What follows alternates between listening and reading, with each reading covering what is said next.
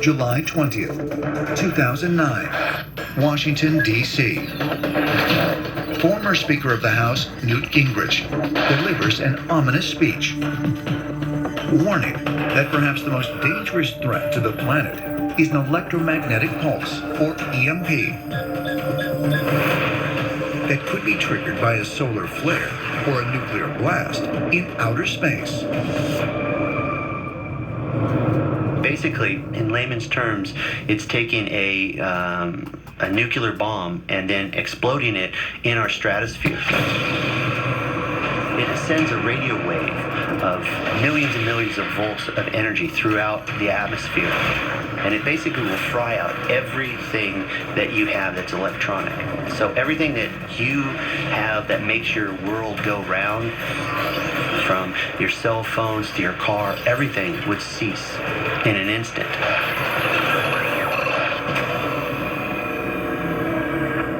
It's not just flip the switch and it's all coming back on tomorrow.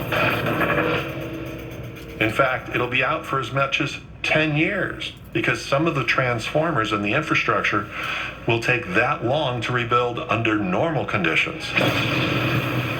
Will an electromagnetic pulse really destroy the American society? Or will doomsday arrive in the form of something completely different? There's so many threats out there that would create a doomsday situation. Nuclear threat, a biological, radiological threat, or an EMP attack. These are all things that are possible.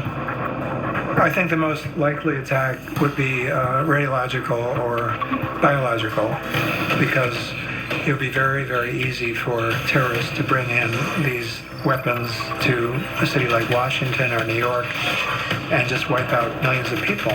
It's almost a miracle that this has not happened already.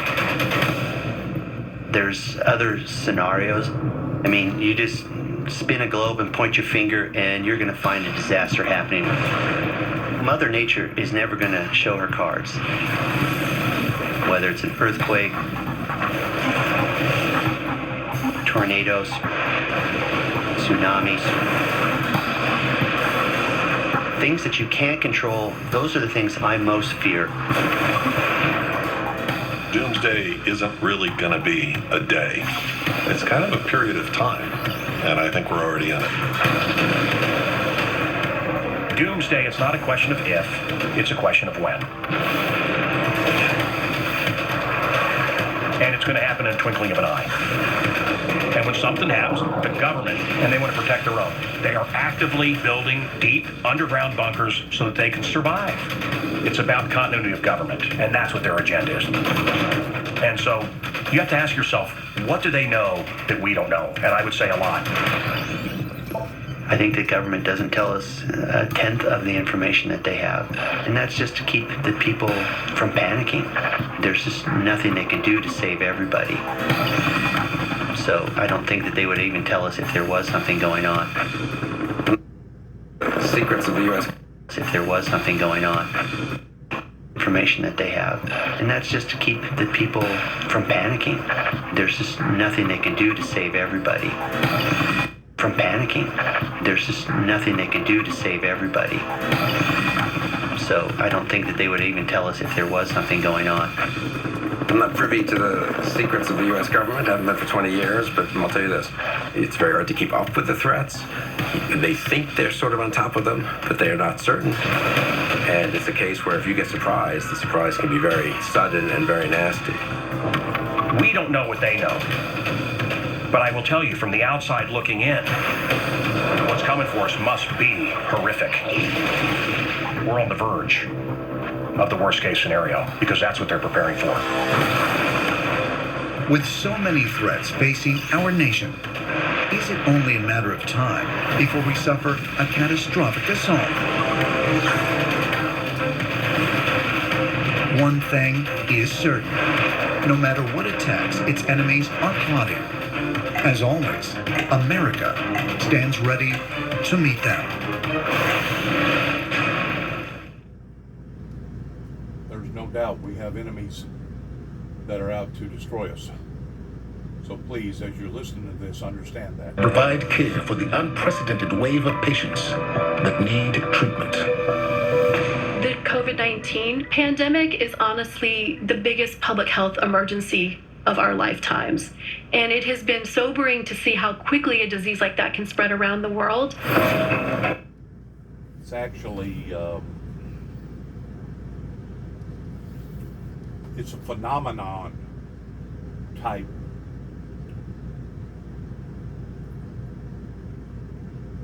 movement that has spread around the world that now is intensifying towards attacking even the younger generation of those that have not yet taken a vaccination shot. And of course, whenever you have massive hysteria on the computer pertaining to all the lies being told, misleading to people that the shot's got computer chips in it, or the shot's got some sort of a deal pertaining to aborting babies, and it's got some sort of a mucus in it that'll cause things. These are all just trickeries of the devil that's trying to stop people from living, because the devil is out to kill, steal, and destroy. And it's as if that all of a sudden, for the past few years, Satan has been let out of the cage, and he's having his heyday here up onto the planet with the humans. There's no doubt that this coronavirus is mutating. It's mutating into something now that they're saying that come this fall, vaccination shots may not even be able to do nothing with it. It's become that scary and that spooky. So as you're listening to this, keep in mind that these aren't just so-called stories or theories of what is going to happen, but these are actually occurrences that is happening.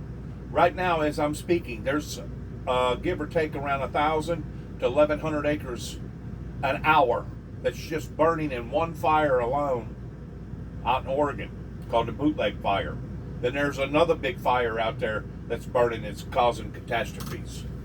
We're just now in the month of July, and we still have August and September and October to go through with. And if it's going to be anything like it was last year pertaining to the monsoon rains that usually start in October out west, they probably won't receive them again due to the fact of global warming. Global warming is what has triggered the natural catastrophes pertaining to Mother Nature that we're seeing right now on scales unimaginable. In addition to what the humans have created, not just with carbon dioxide, but also with the internet, with the computer, Google, etc. People don't know this, but the government only owns 10% of the computer system. The other 90% belongs to the private sector. When I go to work and I see a line outside of the emergency department, when there's not enough ICU nurses, respiratory therapists, even medications to help the patients who are suffering from novel coronavirus. The hospitals become overwhelmed, and so patients who need it but care for COVID may not get the best care. And in addition, all the other patients who need care may not be cared for appropriately. When a pandemic starts, so many people are going to be infected. And unfortunately, many people will suffer and die. So being on the front lines, I realized what a pandemic can do to so many people, my colleagues and myself. By October of 2020, more than 1 million people had died from COVID-19 worldwide, making it the worst pandemic in more than a century. The devastation caused by this disease is a sobering reminder of the dire threat posed by viruses. A virus virus is an intracellular parasite that enters a host and basically hijacks the host cell's machinery to create more viral proteins and more viral particles, and spreads itself that way. They take over our cells, they use our own bodies to reproduce, and then they'll cause destruction in many of the organs in our body. With COVID-19, we're dealing with something completely new, and so I think there's a lot of lessons learned we have here. I think we learned how important it is to have rapid diagnostics. I wrote an article not too long ago about the military battlefield lessons. We talk about the war against COVID. You need to have intelligence preparation in the battlefield. You need to know what's the battle space. Entire U.S. is a battle space. You need to deny the enemy, conceal and cover. How do you do that? You do that with diagnostics. As the COVID-19 virus raged across the globe, and nations joined in an unprecedented effort to contain it, the answer to one daunting question proved both mysterious and elusive. Just exactly where did this virus come from? The best science that we have says that the virus that causes COVID-19 probably started in animals somewhere in China. Might have been a bat, might have been some other type of animal. It was very likely, in my opinion, that this virus came probably from a bat, because we know there are multiple coronaviruses that circulate in bats. And then from there, it went to humans, and person-to-person spread and then amplified. I think actually what would help to solve this mystery is really to have an international, unbiased team that actually goes to try to trace back the origin of the virus back to that first patient zero. And that's the best way to solve this mystery. But we'll have to see whether that'll ever happen. Most human diseases that we're worried about actually start in animals. Some deadly viruses that infect humans that have animal origins are Ebola, smallpox, influenza, the virus that causes COVID-19, rabies, Nipah virus, which causes encephalitis in some parts of the world, and honestly, the list goes on and on. Despite the opinions of some, the COVID-19 spread from animals to humans. Numerous experts, including Robert Redfield, the former head of the CDC, have begun to speculate that it may have escaped from an experimental lab in Wuhan, China. If that is the case, then just how could such a disastrous event occur? There are 4 ways a pathogen could escape, quote unquote, escape a lab. The first would be through some type of aerosol release through one of the vents into the atmosphere. The second is if an animal were infected and then somehow got out of the lab. A third way would be if someone were intentionally to try to steal something and take it out of the lab. And then the fourth is that someone who's working in the laboratory gets inadvertently infected, and then they go out into the community not realizing they're potentially contagious. They get ill, they can spread it. Washington, D.C., October 2nd, 2020. President Donald J. Trump tests positive for COVID-19, joining a growing list of world leaders infected by the potentially deadly virus. Although President Trump recovers within 10 days, his exposure demonstrates the grave risk that diseases pose to heads of state. And in fact, national security experts are increasingly concerned about the threat of pandemics being used as weapons.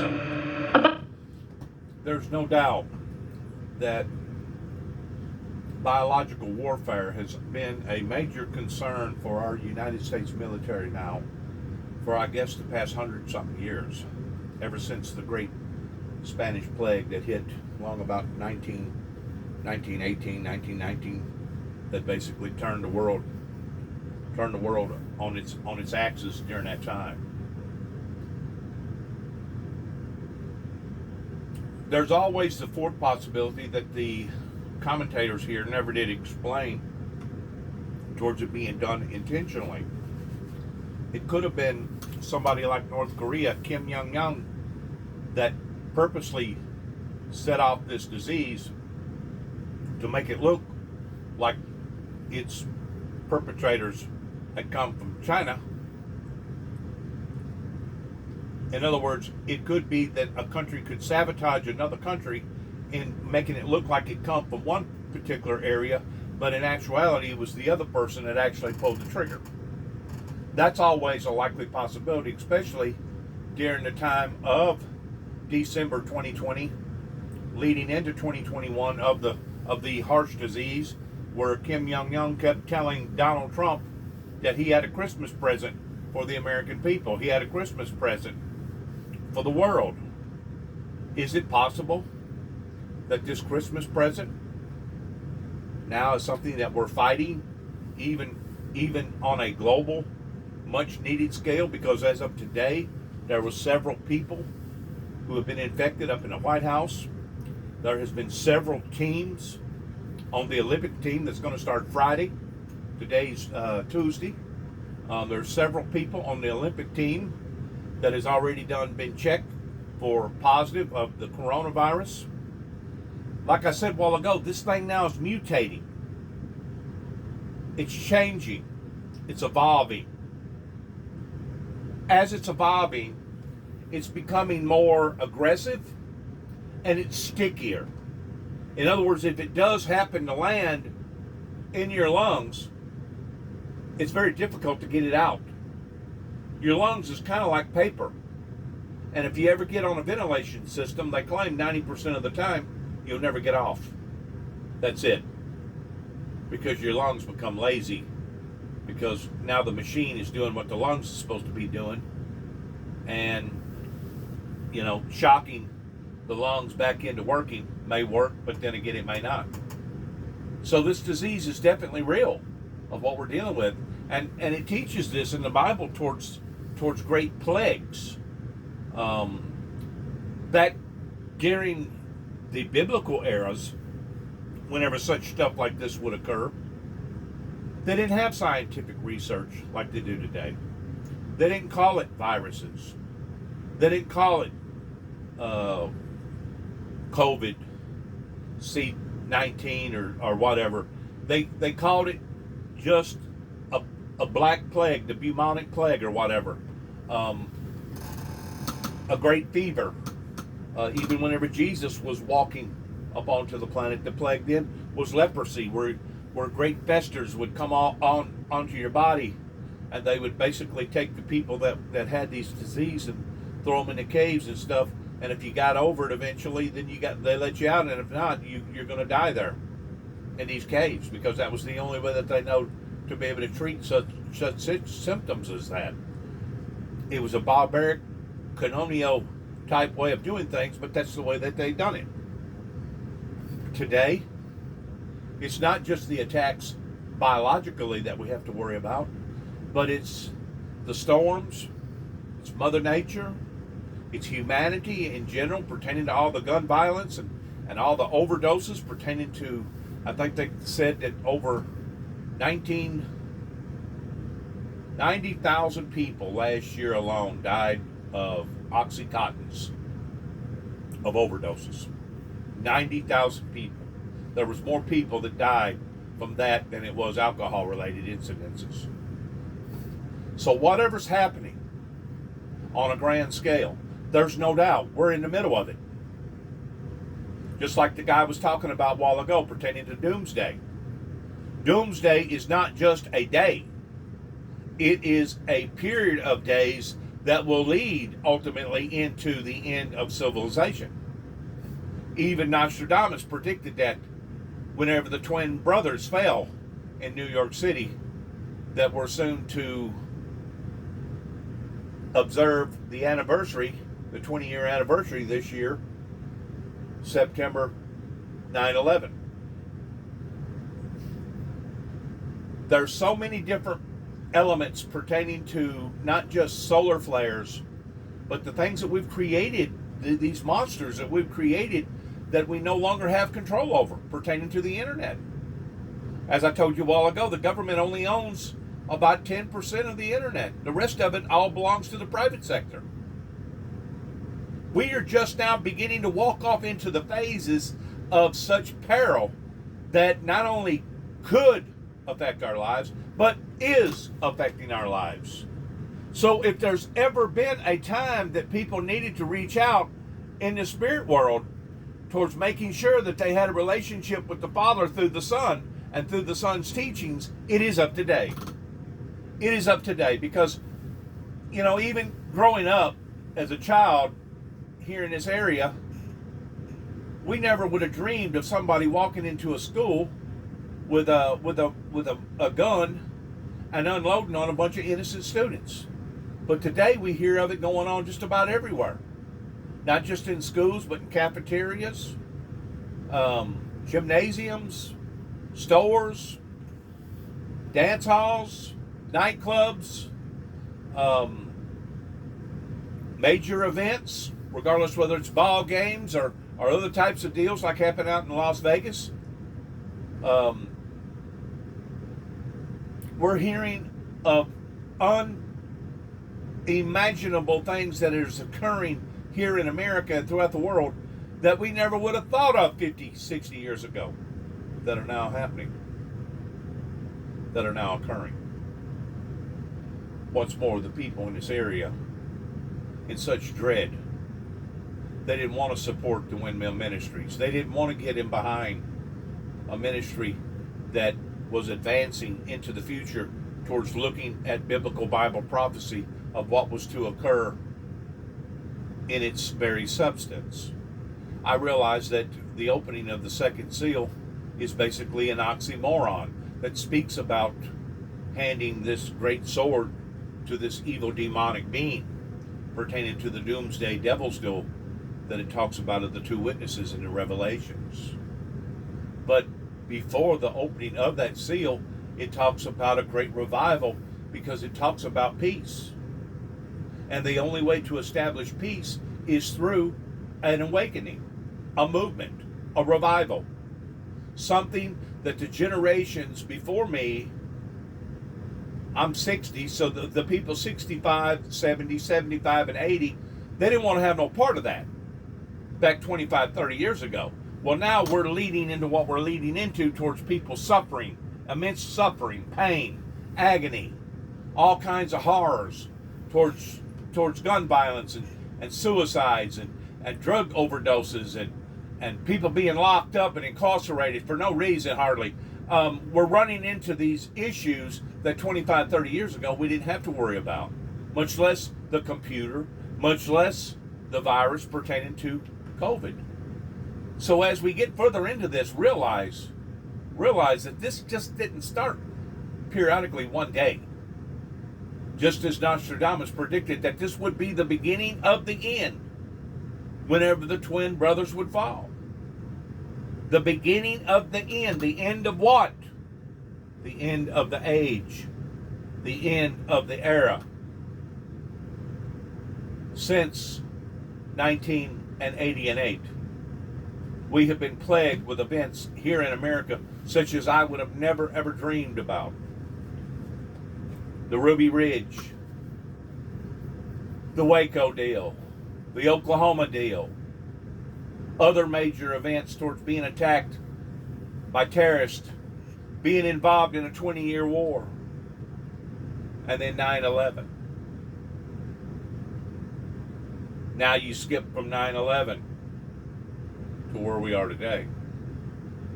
And instead of us going closer towards utopia, we're actually being driven that much further away through divorces, abortions, people's lives being turned totally upside down to the point of ruin.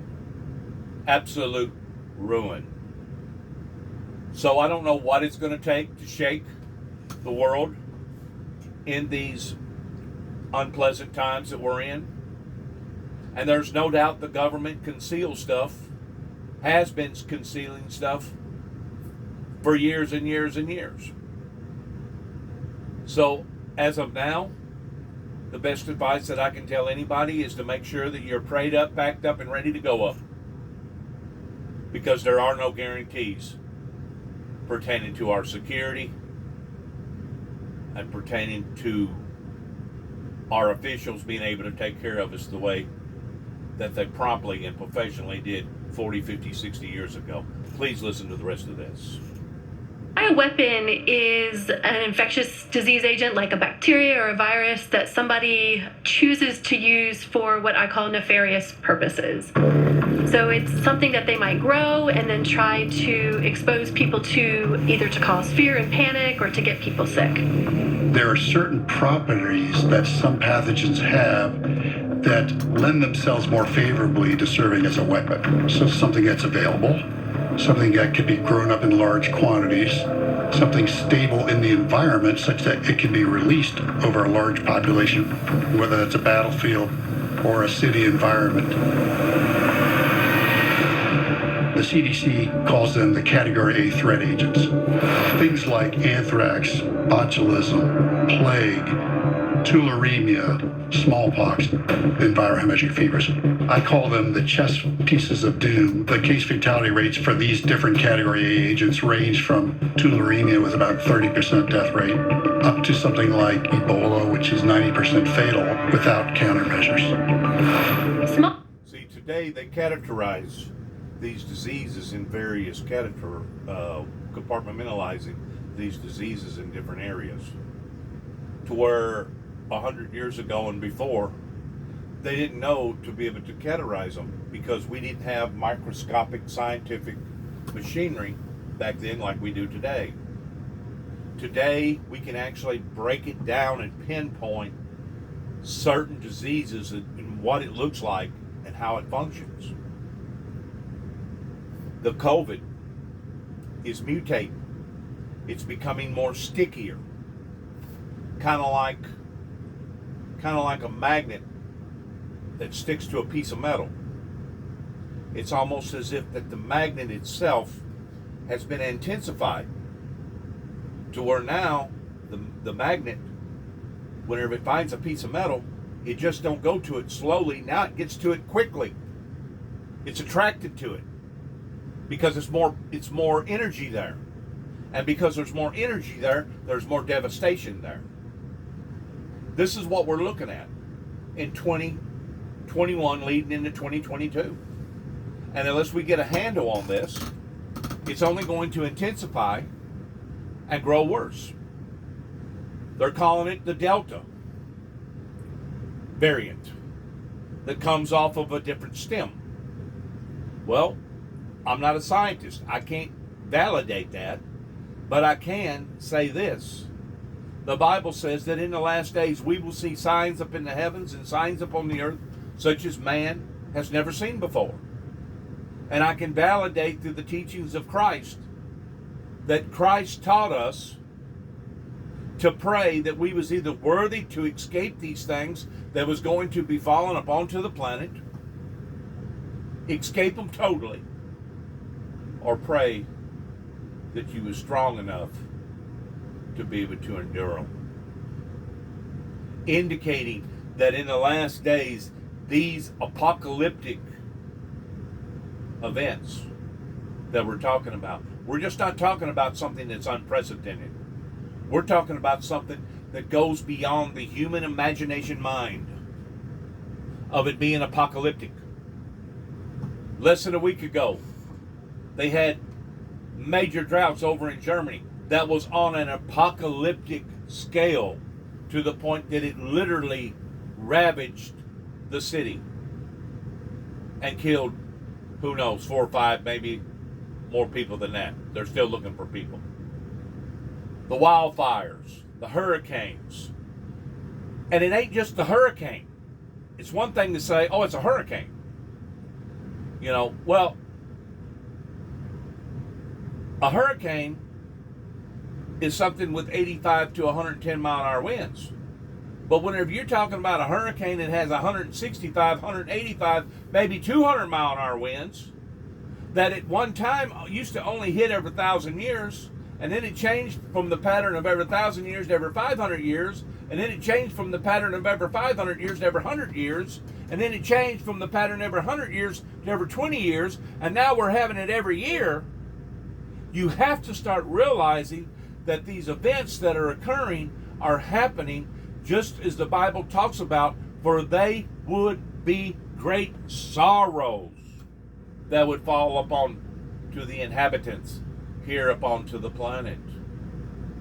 Not just in a big scale like that, something humongous, but also something microscopic.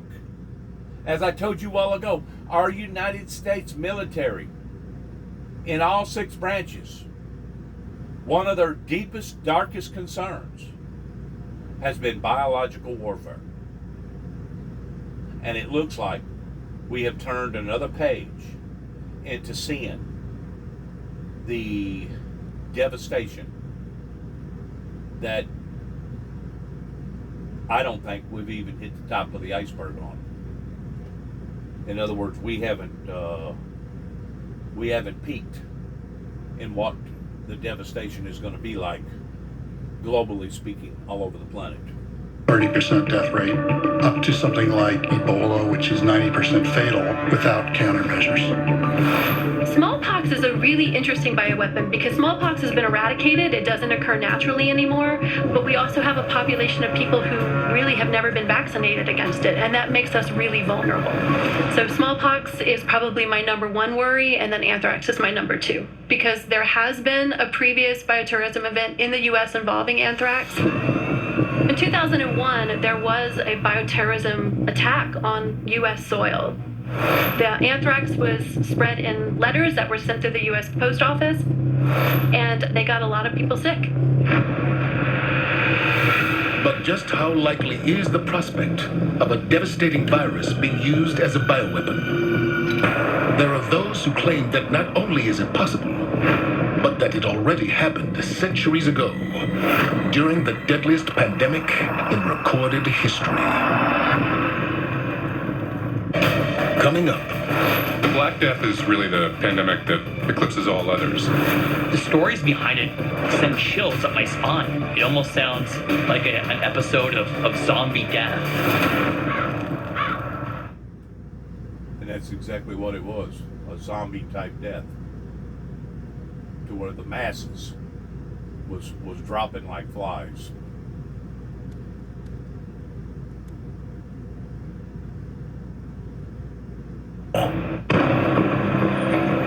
May 26th, 2021, the Democratic Republic of Congo. Health officials report that 11 victims have died from the bubonic plague. The government moves quickly to contain the outbreak, providing the sick with powerful antibiotics, a treatment that didn't exist 700 years ago, when the disease touched off the worst pandemic in history.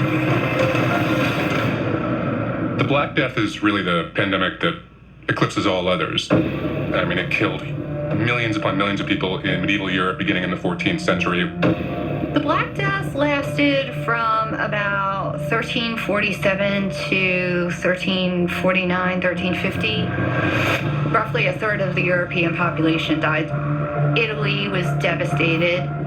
England was. France was. The stories behind it they send chills up my spine. It almost sounds like an episode of zombie death. Big, orange-like balls on their hands and arms. The fingers were green. We know now that this was something called Yersinia pestis. This is a bacteria. So it's easy for me to say now, it's Yersinia pestis. They didn't know that back then. Despite not understanding the exact mechanism by which the disease spread, people in the Middle Ages sensed that the Black Death could afflict anyone who came into contact with it. This knowledge gave rise to one of the earliest known examples of personal protective equipment, or PPE. The plague doctor outfit was essentially a medieval hazmat suit. It had a kind of very hard covering so that the doctor wouldn't be sprayed with bodily fluids. And then there was a beak, which was filled with flowers or herbs or anything that smelled nice to keep the stench of death away from the doctor, with the idea being that bad smells or miasma is really what was causing people to get sick. It was the best hypothesis they had. The Black Death, now known as the bubonic plague, has been studied by historians and scientists for centuries in order to better understand its destructive power. And it's a power that was actually unleashed on a medieval battlefield, becoming one of the earliest known forms of biological warfare. Kaffa, Crimea, 1346.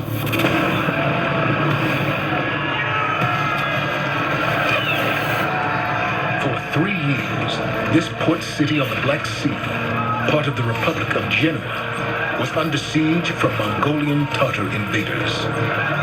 This is an old walled city, and inside the city were Genoese, and Tatar invaders came and laid siege to the city. So they surrounded the city, but then there was an outbreak of plague amongst the Tatars' ranks. The Mongol population was starting to get very sick. And whether this is a form of biochemical warfare, psychological warfare, both, what they ended up doing was catapulting the corpses of their people over the walls of Kaffa and landing on the Genoese people repeatedly. And the Genoese defenders eventually started having their own outbreaks of plague within the city. The Black Death was actually used as kind of an early bioweapon, and that would be actually incredibly efficient because the town under siege is a place where people packed very closely together. So that disease could spread from dead bodies and spread to the defenders. The use of the Black Death in warfare underscores the deadly potential of a pandemic being utilized as a bioweapon. And today in the United States, it is a scenario that some believe the federal government must be ready for. Now, more than ever. If we had a very, very severe pandemic, one that was extremely deadly, much more so than what we face with COVID-19, the continuity of government would be one of the biggest questions we'd have to face. The continuity of government apparatus is gigantic. We don't see it, but it's made up of the airplanes and the bunkers and the procedures for moving the successors to the presidency and the communication systems that nets it all together. It's a multi-billion-dollar-a-year operation, but that operation has really been created to deal with two very distinct scenarios: nuclear war or a terrorist attack on Washington. That's it. And so when coronavirus came along, I think that the people behind continuity of government didn't quite know what to do. This whole model had to basically be thrown away. If members of Congress got sick, if the president or the vice president got sick, if the successors to the presidency under the Constitution were unavailable, what exactly were the rules? It will be very interesting as we move forward in the world of emergency preparedness and continuity of government, whether they deal with a pandemic in a very different way. That's the challenge of the future. What would happen if a pandemic were to strike down a country's leader? Could it change the course of history? Some historians argue that it has already happened and helped to sow the seeds for the greatest war the world has ever known. Coming up. The 1918 virus was much more virulent than COVID-19. People could die in as little as 12 hours. That virus had mutated to be unbelievably deadly.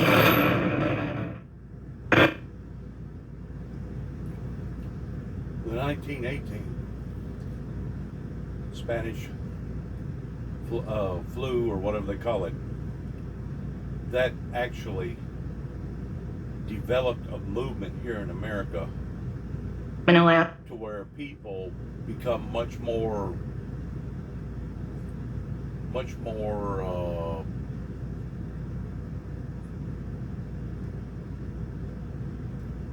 conscientious of the spirit world to the point that people actually started living or trying to live a righteous, holy lifestyle. That's where your long clothing come from during that era that spawned off a revival that led into a completely total revolution. And it wasn't until after World War II is whenever they gave up that concept of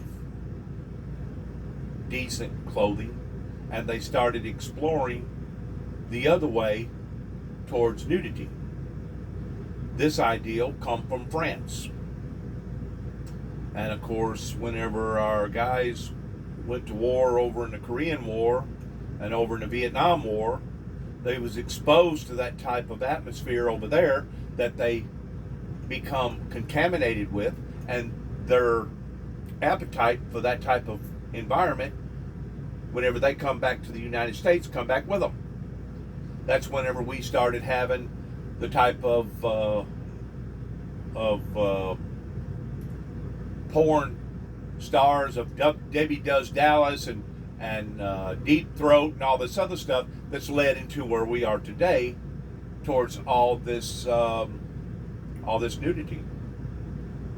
That's the best way that I have been able to decipher it, by looking at history and breaking it down century by century, decade by decade, and looking and seeing what went on then versus where we are now.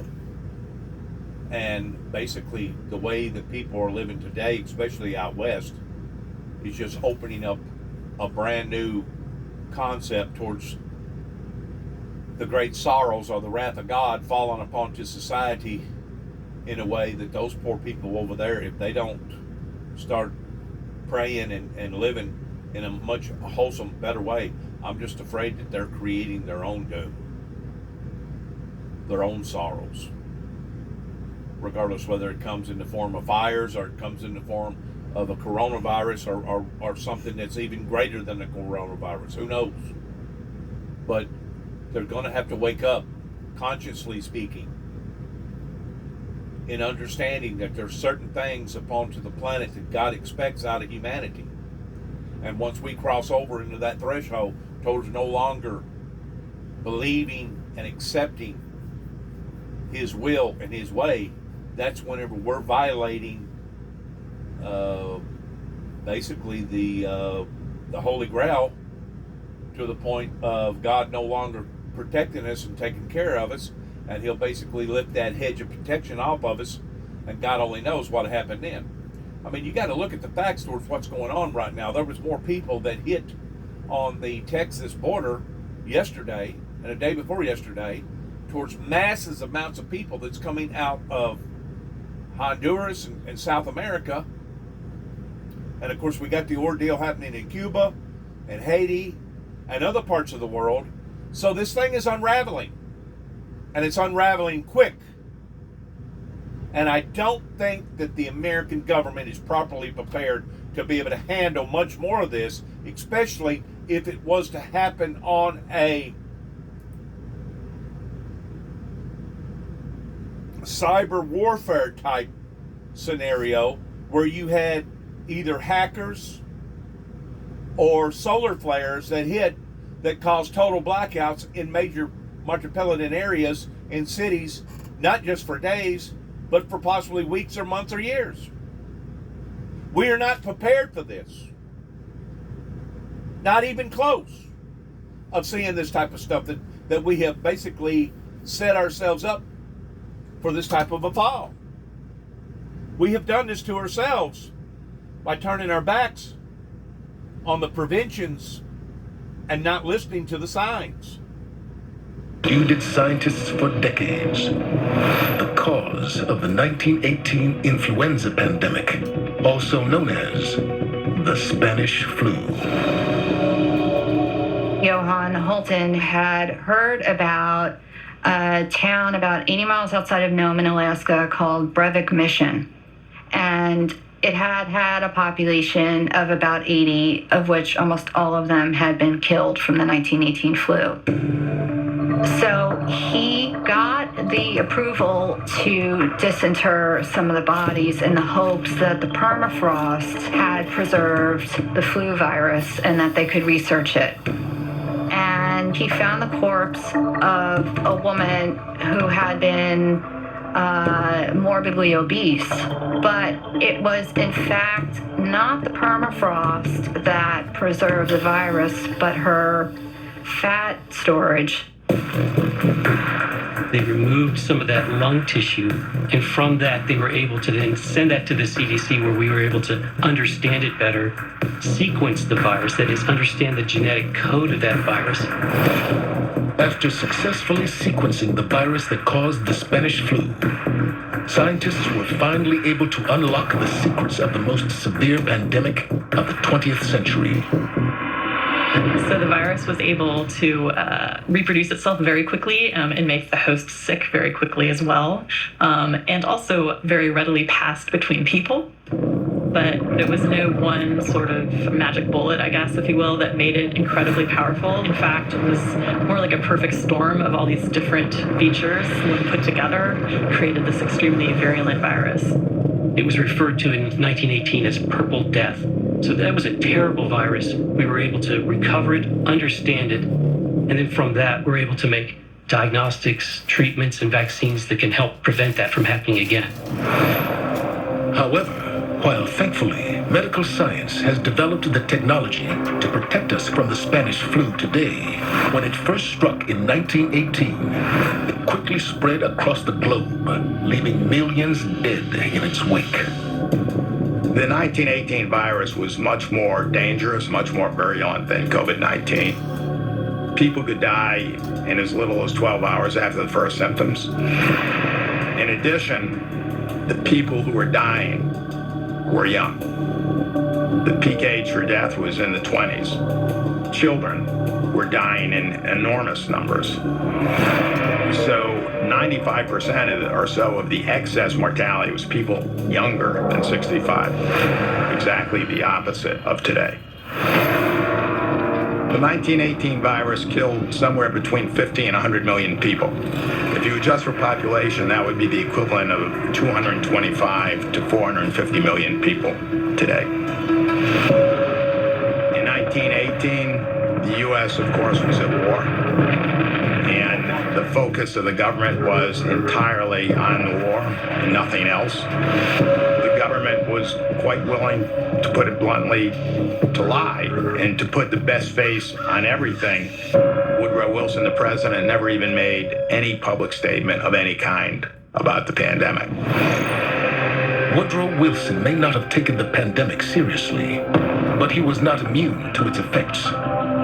Wilson contracted the influenza virus during the Paris Peace Conference at the end of World War I. Woodrow Wilson had put together what were known as 14 points toward the end of World War I, where the world leaders were meeting in Paris. And his 14 points were essentially how we can work with Germany so something like this never happens again. And it was very progressive, especially for its day, and he really stood by it. Now, Woodrow Wilson also traveled to Paris on the same ship that had previously shipped many, many sick soldiers overseas.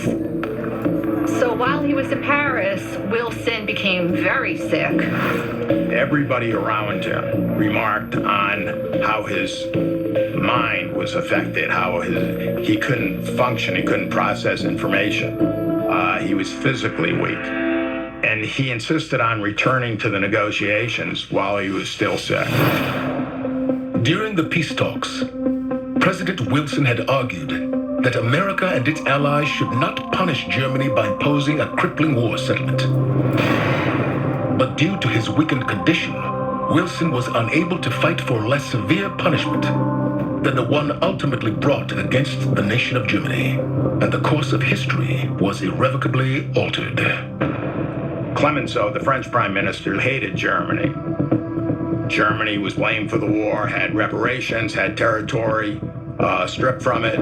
The peace treaty was so bad that almost every historian says that the treaty was a significant force in the rise of the Nazis and leading to World War II. You could definitely make an argument that it then led to a person like Adolf Hitler, charismatic, nationalist, dramatic, all the things that people who are suffering, who are poor, who are broke, who are starving, can look to someone like that and see a potential leader. If the Spanish flu of 1918 can teach mankind anything, it's to always be prepared. But how do we get ready? Some say that to battle future pandemics, we would need to have an elite team monitoring the world for emerging diseases. They would race to the site of an outbreak, delivering vital on-the-ground information to scientists that could fast-track treatments and vaccines. Well, it turns out, such teams do exist, and they're known as the disease detectives. Coming up. I went in a cave that was full of thousands and thousands of bats. And I really geared up when I went in there. There were snakes in that cave, including spitting cobras that you wanted to protect yourself against.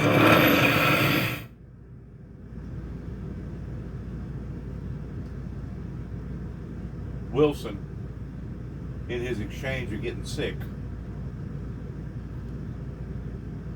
diminished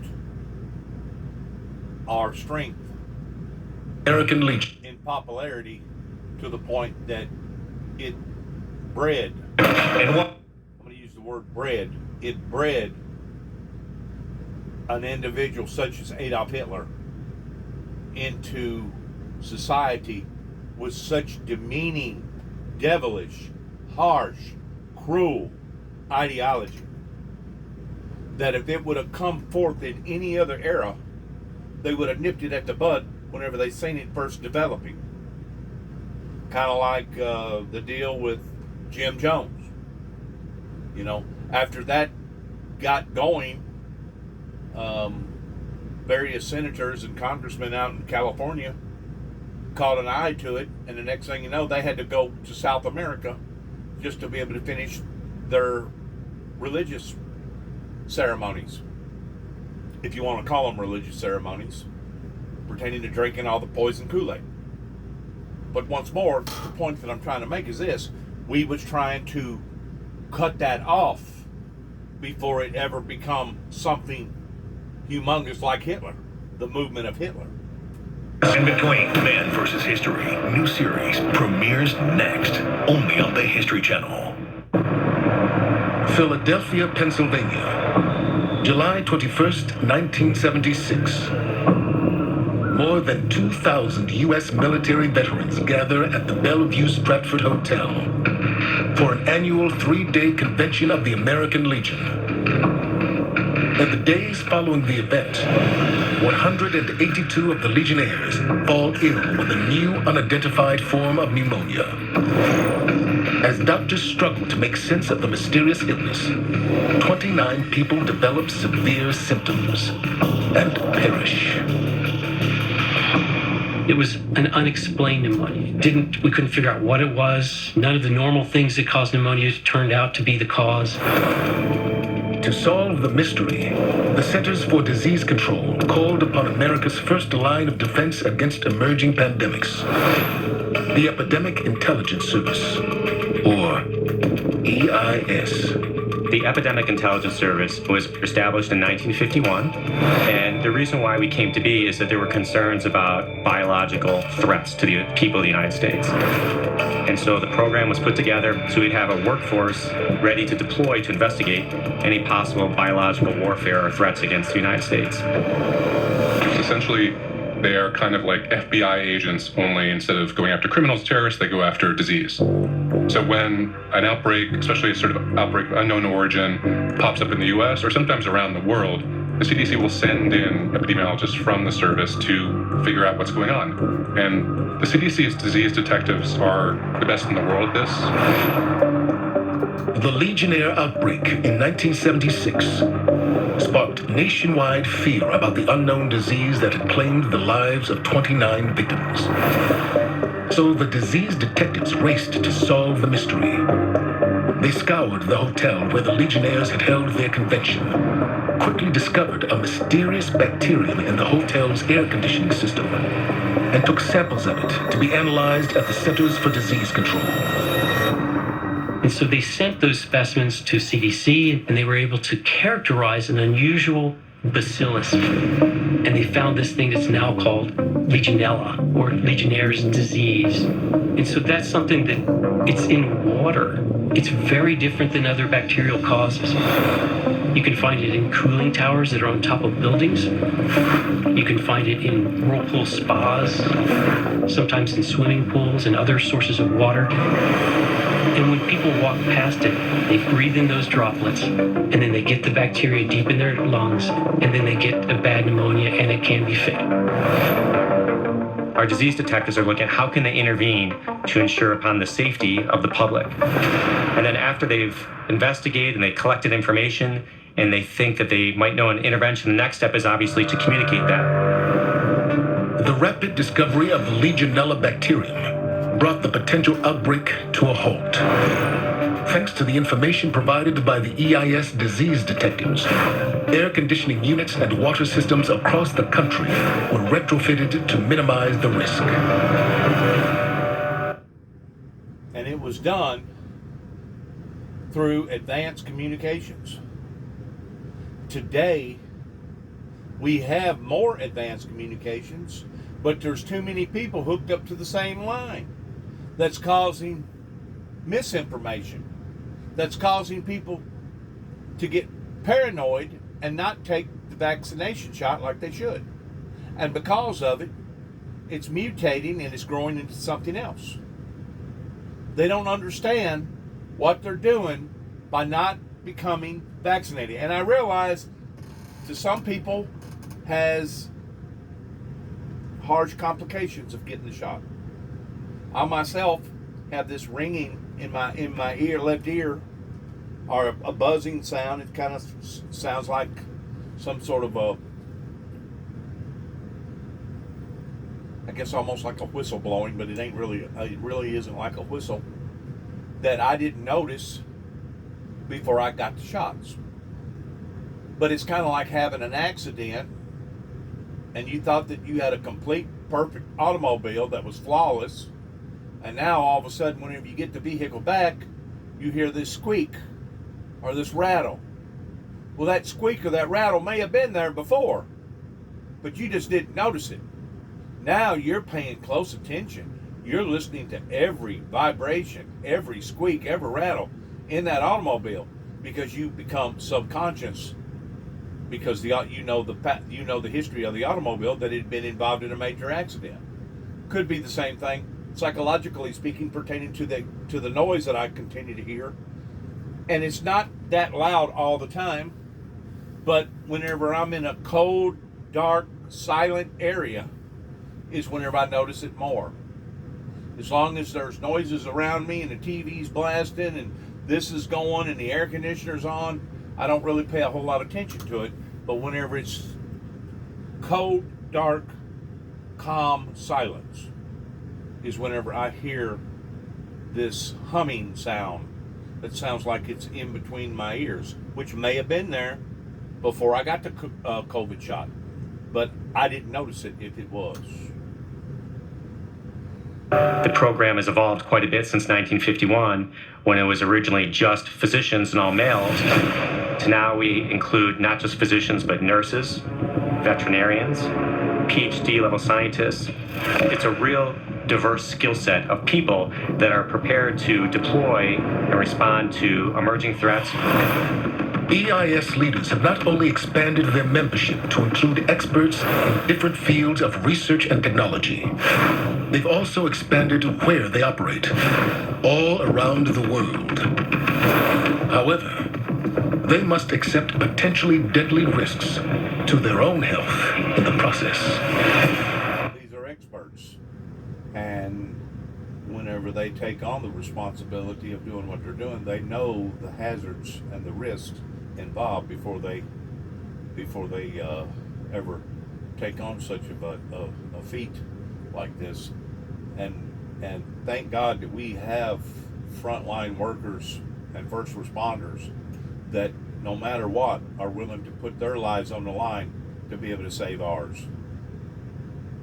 We can't give them enough credit towards how valuable that they are to a wholesome, productive society.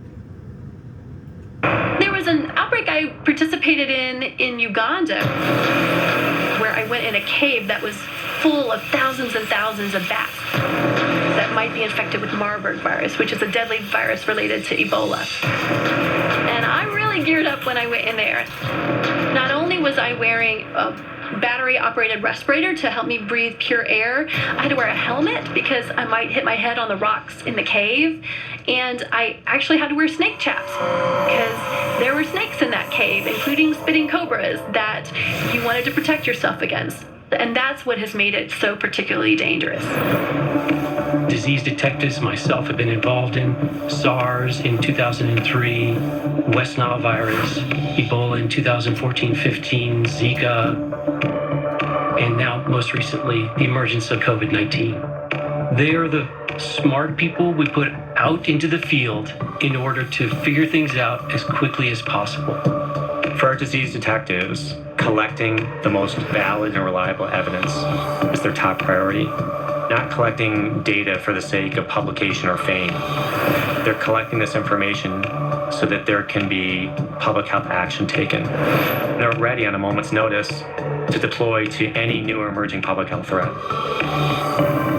In other words, these people basically live in a suitcase from day to day, and wherever they're called upon, they go do it, and they put their lives on the line to do it for the benefit of the people. Like I said a while ago, these first responders, these people that's on the front lines, we cannot give them enough credit in what they do and how they do it, because they're basically sacrificing their own lives for ours. What happens if the disease detectives are too late and a major epidemic is already spreading? Do epidemiologists have the means to predict where a virus might go and contain it before it spirals out of control? It's entirely possible. And one of the most promising tools just might turn out to be a video game.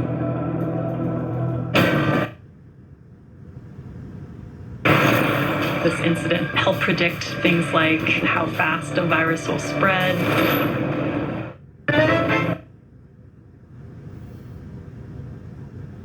We've got technology today to fight up against this type of activity that we didn't have years ago. And once more, we use it. We use it on the battle line, on the front lines, so that it will help to prevent a major ordeal of breaking out.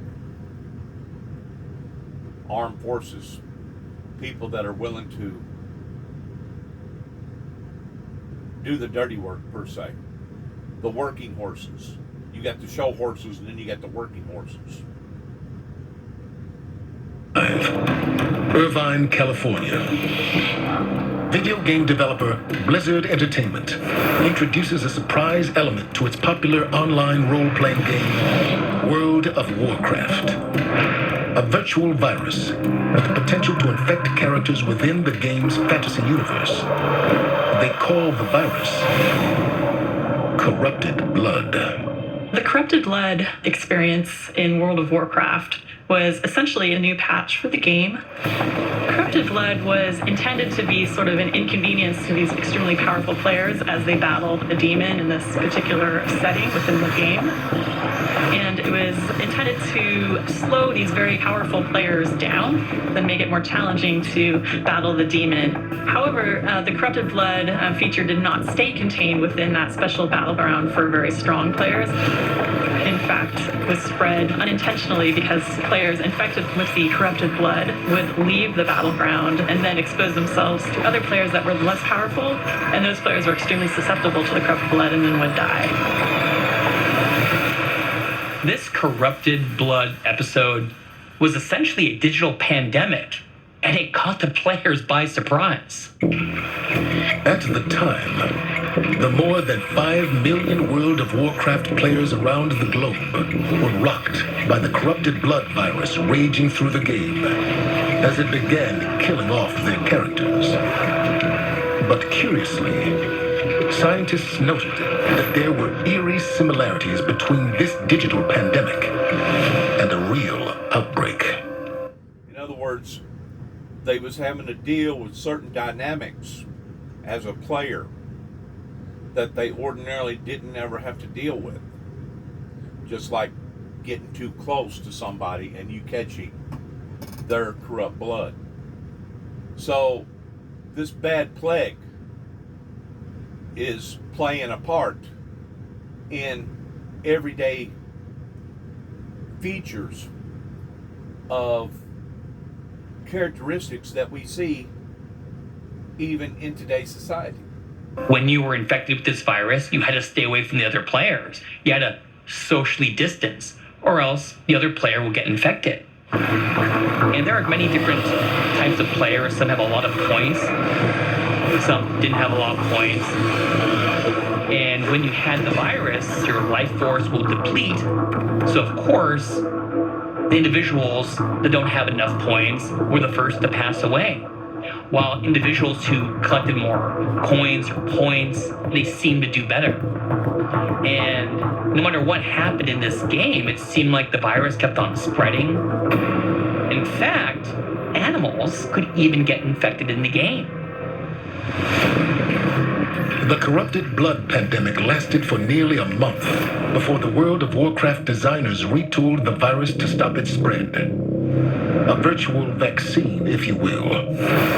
But that was not the end of the story, because in September of 2007, scientists from Tufts University published a research paper which suggested that virtual games like World of Warcraft were an untapped resource in the study of pandemics. The unique thing about the World of Warcraft simulation is that it was a potential new type of opportunity to understand and maybe even predict the different ways that human behavior might influence the spread of a pandemic. So, for example, during the outbreak, the developers imposed a quarantine to try to get players to stay within particular areas to help slow the spread of the corrupted blood feature, but they ignored it. I think the take-home message is that what once was just a video game for entertainment turned out to be something that maybe can be studied. And that was interesting. And it wasn't just the game itself, but how the players reacted to the virus. How people thought during a pandemic. What did they do? They claim that the people responded in such of a negative, immoral, bad, unprofessional way during the Spanish flu epidemic that's one of the reasons why that it wasn't a whole lot of material that was written on that particular event in that era, was because people was ashamed of how that they responded to other people. They was ashamed of turning their backs on others that they could have saved or partially saved, that they was more concerned of saving themselves than they was their fellow man. And because of it, they just clamped it down and shut it up and didn't nobody talk about it, out of sight, out of mind. And that's the reason why to this day they still don't have a whole lot of historical literature on that particular pandemic. Since the corrupted blood incident, the use of computer simulations to help fight real pandemics has evolved. These sophisticated digital tools are now referred to as mathematical models. The model is really just trying to predict the future using specific assumptions about where the disease might be going in terms of the outbreak. So you take what's known as best you can and look at various scenarios and numbers, and you throw that into some kind of a formula, and it can give you some sense of where the outbreak is going.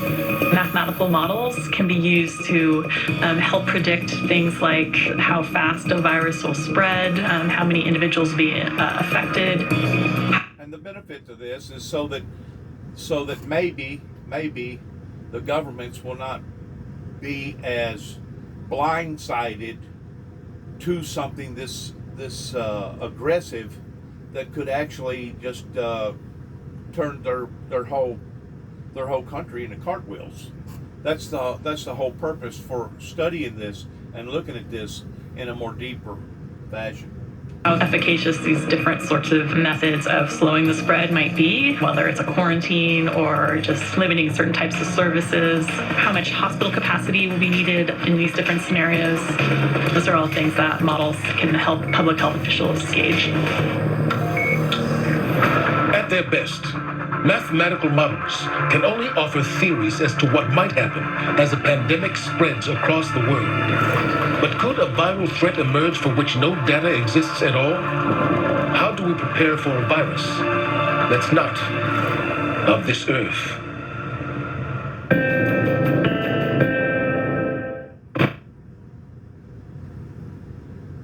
My name's Bill Lapp.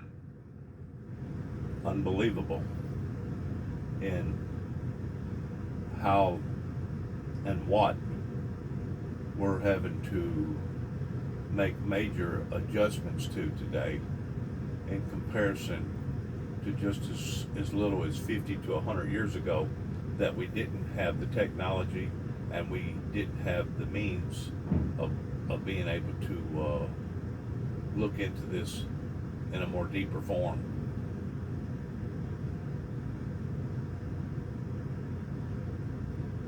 It's challenging, to say the least.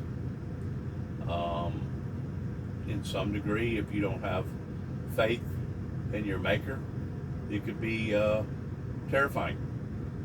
Absolutely terrifying to a lot of people. And it says in the Bible that in the last days, people's hearts will fail of fear of knowing that these things are fixing to come about, and basically they'll just pass away from major heart attacks or coronary arrest because they can't take the anxiety of what's actually occurring.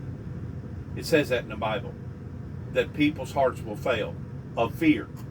The Bible says for fear of things falling upon to the planet.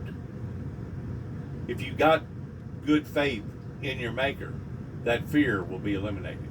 July 24th. And I'm not saying that all fear will be eliminated, but the fear of actually being terrorized in case you was to die, that type of extreme fear would haunt you like it does others that don't have faith.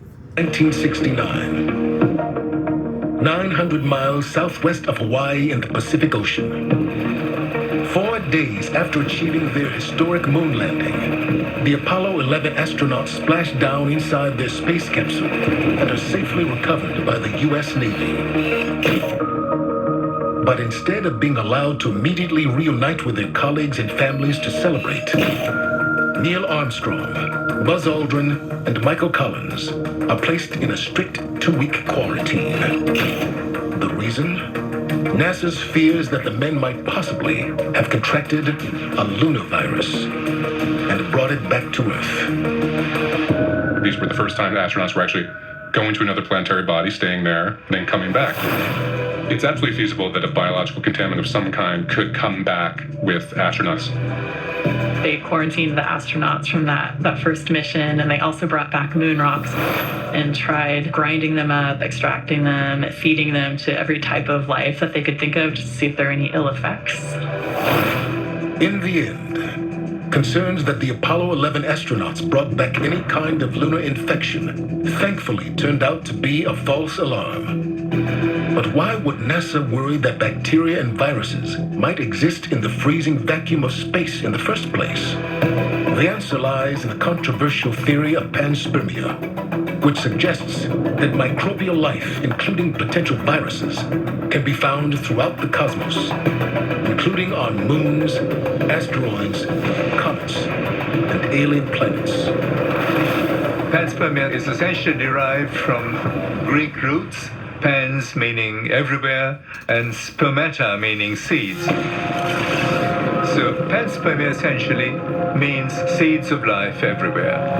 The concept is that life seeds are distributed widely across the entire universe, and whenever conditions are correct, are appropriate on a planet, say, like the Earth, then life is deposited and life gets started.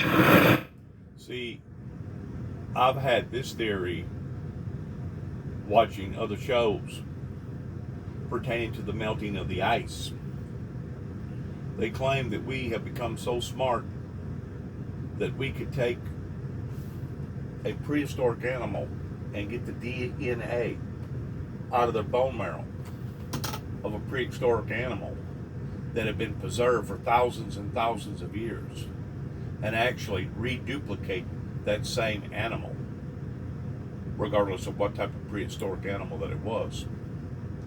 In the harshness of the melting of the ice, there is no telling what we will be confronted with, not only pertaining to germs of various things that possibly existed thousands of years ago that no longer has existed today because it was frozen. It was basically quarantined in a block of ice,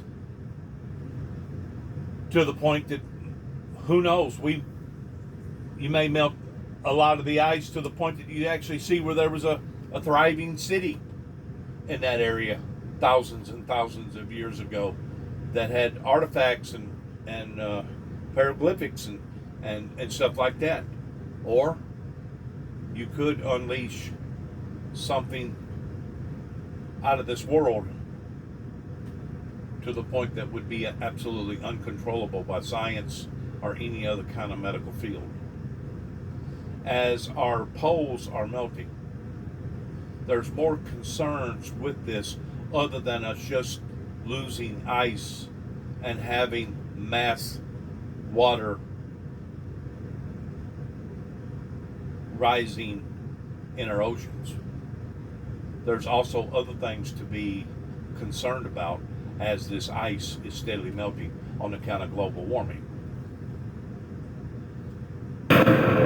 According to the theory of panspermia, space microbes trapped in meteors and comets regularly rain down on Earth. We have some 100 tons of cometary debris coming into the Earth's atmosphere all the time. So I think there had to be a continuing influx of bacteria and also viruses, and major epidemics throughout history have started suddenly and disappeared equally suddenly. And I think the most reasonable explanation is that bacteria, viruses, and maybe even other organisms could have been introduced from outside and caused these huge pandemics of disease. Now, this is the way science breaks it down so that the human mind can possibly absorb it and understand it in a more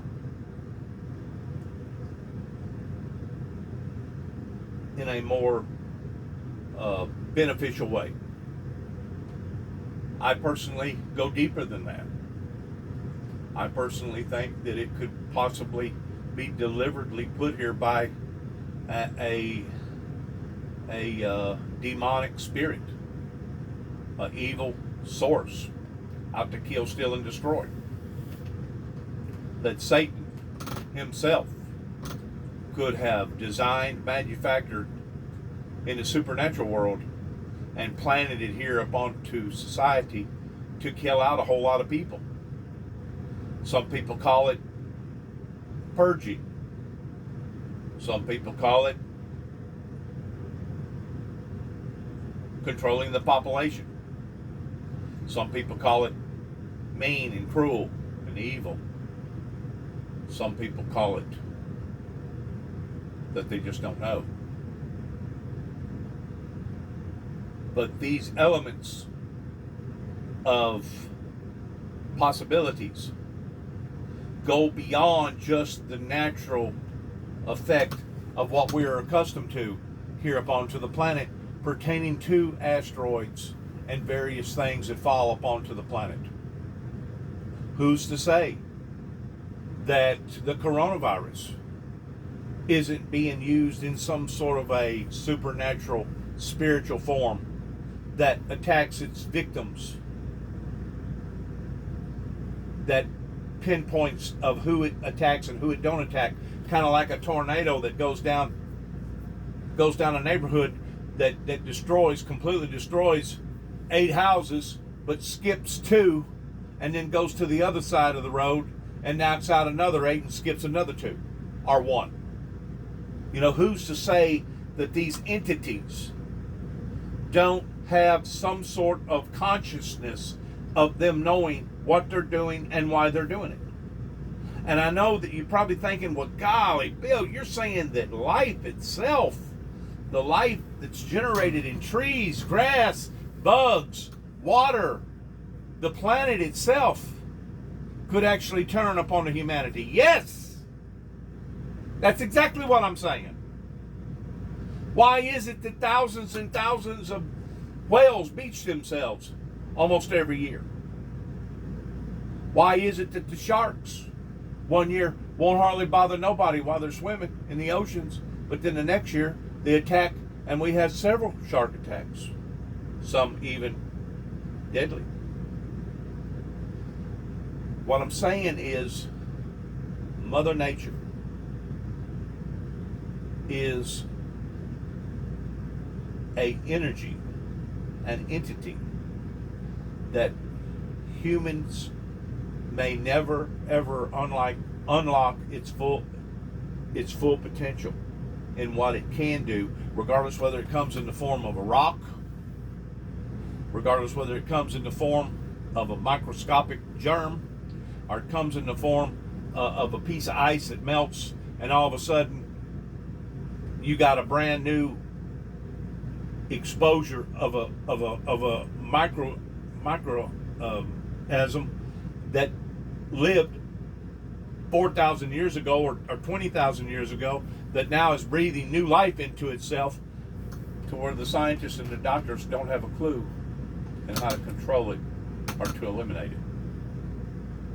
There's so many variables out there that we have to deal with on a day-to-day level, and thank God for our, I can't say it enough, thank God for our front-line first responder people that are steadily looking and engaging and experimenting with these elements towards trying to break it down and understanding it more and more each day. Thank God for God, of knowing that whenever everything else has failed, you know that He won't fail us, especially through the covenants and the promises that His prophets and His Son Jesus Christ, His only begotten, has given us to believe in. The idea that pandemics could come to Earth from space is a fascinating and chilling theory. However, the much more sobering reality is that the grave threat of deadly global infections is alive and well, a fact driven home by COVID-19. Summer 2020.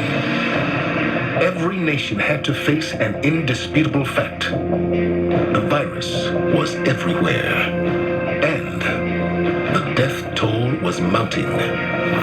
Doctors, scientists, and political leaders focused on one critical goal: developing a vaccine to combat COVID-19. But what good does it do after it's developed if you can't convince the masses, the majority, of taking it? you still have a catch-22. You still have areas that the virus can now thrive off of. It can now survive off of those people that will carry it from one person to another. Challenges to developing vaccines. The most basic is identifying the appropriate antigen or protein to use that actually will be protective. And if you think about it, it took us 50 years to get an Ebola vaccine. We still don't have a vaccine for HIV. So this can take a long time. But we were very fortunate now that we identified the right virus.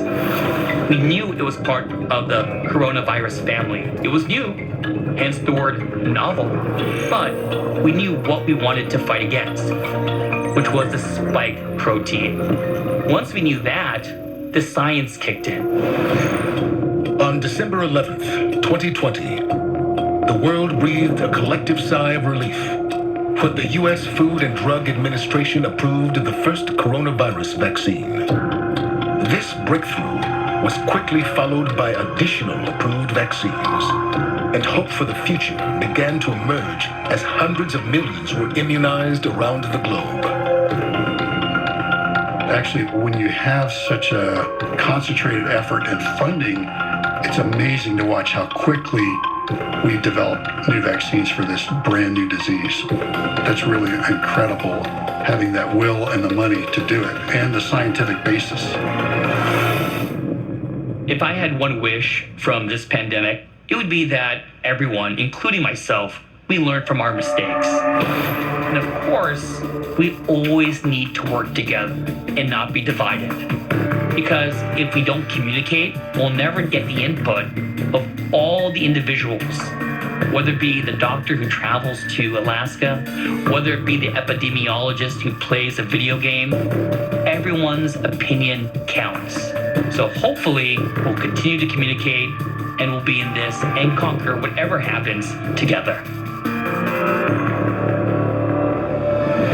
And that's one of the main reasons why that I continue to make my YouTube shows, by listening, by observing, by talking, by having communications, by sitting down with people and interviewing them and talking to them, is because the whole concept of life is to grow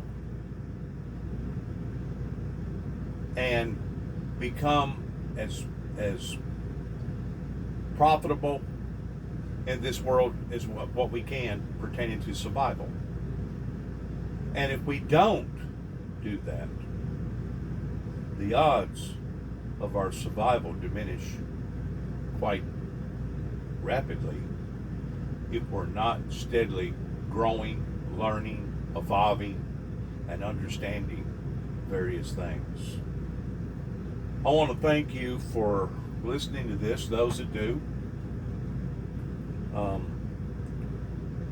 It's no doubt times of the times that we live in today that we're going to all have to make adjustments in understanding not only who we are, but trying to understand who other things are that can affect our lives in a negative way, especially whenever you're talking about a microscopic germ that you can't see with the human eye, but you know is there. You know it's there. It's kind of like the wind. You can't see the wind. The wind is invisible. But yet no, we see what the wind can do and how it can do pertaining to the aftermath of what the wind has done. In other words, we see the consequences. Even though we can't see the wind, we see the consequences of what the wind can do in destroying, damaging, not only property, but lives. And hopefully, we as an evolving inhabitants here upon to the planet will learn to grow, expand, evolve, and be that in which what God desires for us to be, even as it speaks of in the first 3 chapters of Revelations, for he has not yet found our works perfect, to go back and do thy first works over again. Thank you for listening. Good luck to all of us as we go forth in life, and shalom.